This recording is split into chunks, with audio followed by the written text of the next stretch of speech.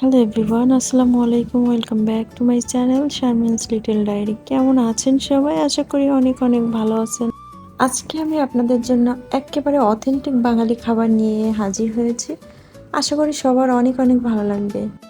ডুমুর অনেকেই খেতে চায় না, কিন্তু আমার কাছে অনেক প্রিয়। আর প্রিয় হবেই বা না কেন, কারণ পুষ্টিগুণে যে ভরপুর একটা খাবার। চলুন আজকে রেসিপিটা আপনাদের সাথে শেয়ার করি। প্রথমে আমি ডুমুরগুলোকে ভালো করে কেটে নেব। এরপর একটা পাত্রে পরিষ্কার পানি নিয়ে বেশ কয়েকবার ভালোভাবে ধুয়ে নেব, যতক্ষণ না সাদা পানি বের হয়ে আসে।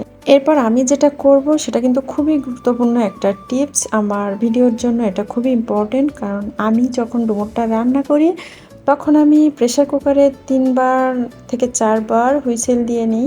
কারণ এটা যখন আমি করি তখন আমার রান্নার ঝামেলাটা অনেকটা কমে আসে। আর না হলে আমি যখন কড়াইতে রান্না করব তখন আমার অনেক সময় লেগে যাবে।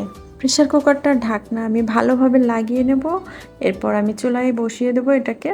তারপর আমি 3টা হুইসেলের জন্য ওয়েট করব, যাতে আমি আজকে 3টা হুইসেল দিয়ে নিছি, আমার পারফেক্ট হয়ে গেছে। আমার আজকের রেসিপির কিন্তু এটা মোস্ট ইম্পর্ট্যান্ট পার্ট। এরপর আমি অন্য একটা পাত্রে চুলায় বসাই দিয়ে আমি তেলটা গরম করে নিচ্ছি। বাকি মশলাগুলো দিয়ে আমি কষিয়ে নেব।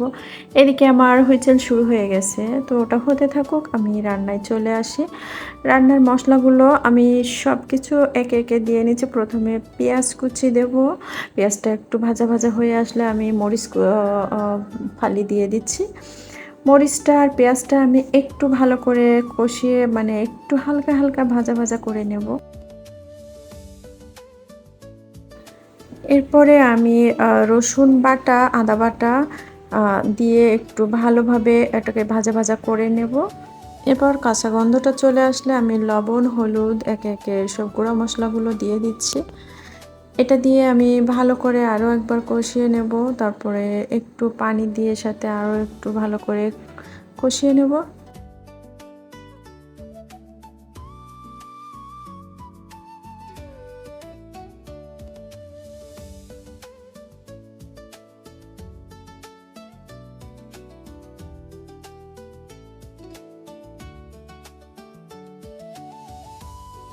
এখন আমার ডুমুরটা সিদ্ধ হয়ে গেছে পারফেক্টলি।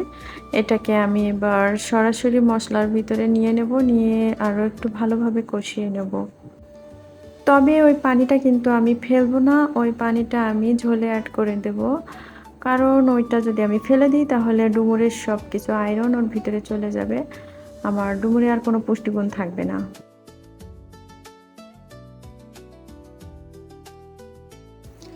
কষানোর সময় আমি কিছুক্ষণের জন্য ঢাকা দিয়ে দিয়েছিলাম। তারপরে আমি ঢাকনাটা খুলে আরেকটু ভালোভাবে কষিয়ে নেব। এবার আমি সিদ্ধ করে রাখা ওই পানিটা ওর ভিতরে অ্যাড করে দেব। আমি কিন্তু ফেলিনি পানিটা, আমি কিন্তু ঝোলে অ্যাড করে দিয়ে দিয়েছি। এখন এর সঙ্গে আমি আরও একটু পানি দিয়ে দেব, যাতে প্রপারলি রান্নাটা হয়। তারপরে আমি কিছুক্ষণের জন্য আবার ঢেকে দিয়ে দেব।